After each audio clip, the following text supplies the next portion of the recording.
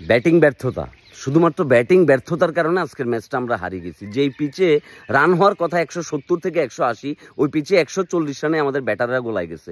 তার ভিতরে এই ম্যাচের সবচেয়ে দুর্দান্ত লেভেলের বাজেভাবে মোমেন্টামটা নষ্ট করছে লিটন কুমার দাস, এবং তাকে সঙ্গ দিয়েছে নাজমুল হোসেন শান্ত। আপনি যদি ভেবে থাকেন যে 36 বলে 41 রান নিয়ে নাজমুল হোসেন শান্ত দুর্দান্ত লেভেলের ইনিংস খেলছে, তাহলে আপনি বোকার স্বর্গে আছেন। নাজমুল হোসেন শান্ত এবং লিটন কুমার দাস এই দুজন মিলি রান করছে 57, বল খাইছে 61টা। তার ভিতরে পাওয়ার প্লেতে বল পাইছে 36টা, কিন্তু কোনো লেভেলের ইম্প্যাক্ট কিন্তু তারা রাখতে পারে নাই। জুনিয়র তামিমের কথা বাদ দেন, সে এখন দুধবাদ, সে ভালো খেললেও কেউ আলোচনা করে না, খারাপ খেললেও কেউ আলোচনা করে না, কিন্তু তার বেলায় ওয়ার্নিং আছে। 1 বছর হয়ে গেছে, আস্তে আস্তে তারও কিন্তু এখন ব্যাটিংয়ের দিকে পুরোপুরি মনোযোগ হওয়া উচিত, নাহলে কিন্তু তারও কি বাইর করে দেওয়া দরকার। এবার নামাইছে রিশাদ হোসেন রে চিন্তা করছে যে কি মামায় নামে মারিটারি, কিন্তু ট্রিক্স এটা খুব একটা কাজে দেয় না।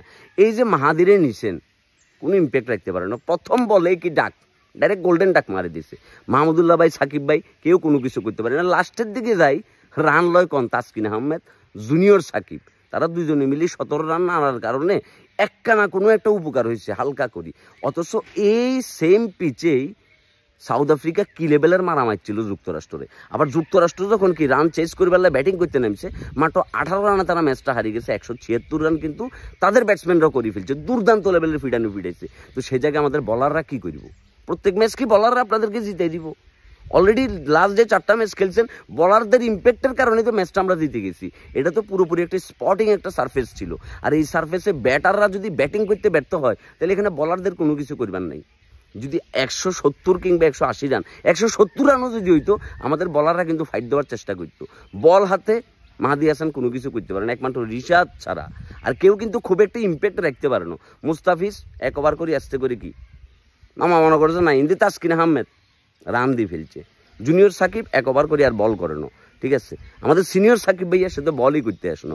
এর ভিতরে বৃষ্টি একের পর এক বাগড়া দিতে দিতে যেই মনে করেন যে অস্ট্রেলিয়া, তারা এই বিশ্বকাপে সবচেয়ে কম্প্যাক্ট টিম, এবং অস্ট্রেলিয়া যখন আস্তে আস্তে প্রত্যেকটা গ্রুপ পর্ব পার হয়ে যখন সামনের দিকে যায়, তাদের টিমটা ভয়ঙ্কর থেকে ভয়ঙ্কর হয়ে যায়। তখন তারা কাউরে চিনে না, তারা হয়ে যায় সেলফিশ ক্রিকেটার। মানে তারা শুধু নিজের দলরে জেতানোর জন্য যা যা করা দরকার, অবশ্যই লিগ্যাল হয়েছে সৎভাবে, অস্ট্রেলিয়ার টিম কিন্তু সেটাই করে। কিন্তু ওই জায়গায় আমাদের ব্যাটসম্যানরা তাদের এই ব্যর্থতার দায় কিভাবে গুছাবে? তারা দীর্ঘদিন ধরেই এভাবে ব্যাটিং করায় ভুগতেছে। এমনকি কোচের দোষ না, আমাদের ব্যাটারদের দোষ।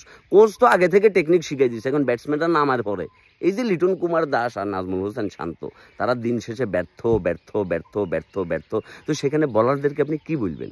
170-80 রান করিবার পরও যদি আমাদের বলাররা ম্যাচটা রেখি একটা ফাইটিং স্কোরে নিয়ে যেতে না পারতো, আমরা নিজেরে বুঝ দিতে পারতাম। কিন্তু এখন নিজেকে বুঝ দিবার মতো কোনো সিচুয়েশনে, কোনো অবস্থায় কিন্তু আমরা নাই।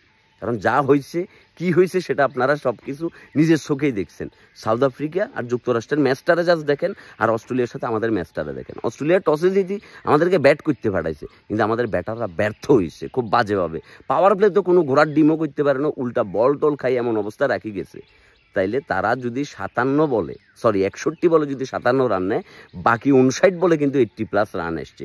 তাহলে এই বাকি এর আগের 60 বলে যদি আমরা একটা ভালো একটা স্কোর করতে পারতাম, তাহলে কিন্তু আমরা একটা সম্মানজনক স্কোর করতে পারতাম। তখন ম্যাচটাতে একটা ফাইট দিতে পারতাম। যে হারিয়ে গেছি প্যারা নাই, অন্তত ম্যাচটাতে ফাইট হয়েছে। দিন শেষে ফাইট তো দূরের কথা, কাকারে মিষ্টি কুমড়ার মোরব্বা বানায় আমাদেরকে সকালবেলা খাওয়াই দিছে। মানে সকালবেলা আকাশ ভরা তারা দেখি আমাদের ঘুমটা ভাঙছে, আমাদের সকালটা শুরু হয়েছে, এবং এই শুরুতে সারাটা দিন আমাদের খারাপ যাইব, কিচ্ছু করিবার নাই। এটাই আমাদের টিম, আমাদের এবিলিটি এতটুকু, আমরা এইটার বাইরে আসলে যাইবার মতো কোনো ক্ষমতা নেই। কিন্তু আমাদের ব্যাটসম্যানদের এদের লাজ লজ্জা আয়া পর্দা কখনো হইতো না, হইবার সুযোগও নাই। আর যদি অদূর ভবিষ্যতে হয়, আল্লাহর কাছে শুক্রিয়া। সবাই ভালো থাকবে, সুস্থ থাকবে, নেক্সট ম্যাচের জন্য রেডিও। কারণ নেক্সট ম্যাচ ইন্ডিয়ার সাথে, যে ইন্ডিয়া গতকাল কারে প্যাকেট করে দিয়েছে, চিন্তা করছে অবস্থা। আফগানিস্তানটা পাত্তাই দেয় না ম্যাচের ভিতরে, অথচ আফগানিস্তানটা এই টুর্নামেন্টের ডার্ক হর্স ধরা হয়েছিল, ডার্ক হর্সের খাওয়া ছিল না গতকালকে। সো নেক্সট ম্যাচ ইন্ডিয়ার সাথে, এবং তারপরের ম্যাচ আফগানিস্তানের সাথে। সুপার 8-এ যদি অন্তত একটা ম্যাচ জিততে পারি, মনটারে শান্তি দেওয়া যাবে। 2টা ম্যাচ জিতে গেলে সোনায় সোহাগা, তাহলে তো মনে করতে লটারি লাগিয়ে গেছে।